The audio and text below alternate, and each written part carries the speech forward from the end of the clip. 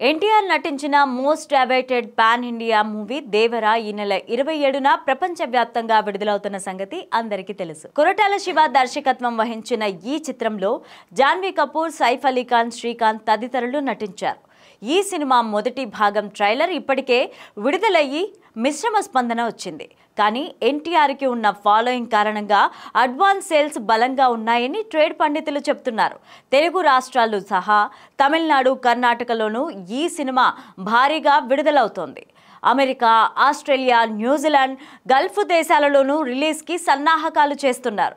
అలాగే ఆస్ట్రేలియాలోని బాక్స్ టెక్నాలజీలో ప్రత్యేకంగా విడుదలవుతోంది.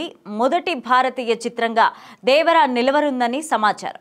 ఇక ఇదిలా ఉంటే రిలీజ్ ముందే బస్ కోసం భారీగా ప్రీ రిలీజ్ వేడుకలను నిర్వహించాలని అవుట్డోర్ గ్రౌండ్స్ కోసం వెతుకుతున్న చిత్ర బృందానికి ఊహించని షాక్ తగిలింది.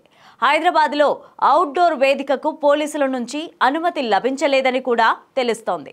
ఇక యంగ్ టైగర్ ఎన్టీఆర్కి ఉన్న భారీ ఫ్యాన్ ఫాలోయింగ్ కారణంగా పెద్ద ఎత్తున ఫ్యాన్స్ రావడం ఖాయం గనుక తర్వాత ఇబ్బంది పరిస్థితులు నెలకొంటాయని, తలెత్తుతాయని కూడా పోలీసులు భావిస్తున్నారు.